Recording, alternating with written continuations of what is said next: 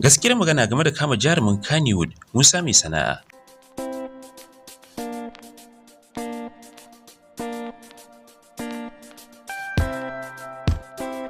Tun a ranar Juma'a labari ya karaɗe kafafen sada zumunta game da kamun da 'yan sanda suka yi fitaccen jarumin Hausa wanda aka fi sani da Musa Mai sana'a. Sanadin jan sallar Juma'a da rahotanni suke cewa yayi.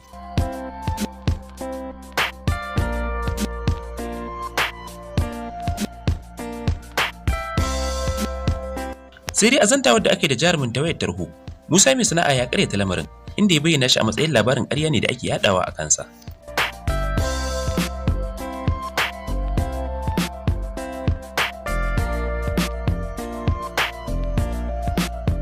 Kamar yadda ya bayyana, inda ya ce, wannan labarin ba gaskiya bane, domin ni ba malami bane, ban da wani masallaci da nake jin sallah. Saboda haka, wasu ne suka haɗa labarin saboda wata manufa, amma dai magana gaskiya ba a kama ni ba. Domin maganar da muke da kai, ka faɗa min duk inda kake so mu haɗu na zo na same ka, don ka tabbata ba a kama ni ba. Babu wani laifi da ni mutum ne mai bin doka da oda, in ji shi.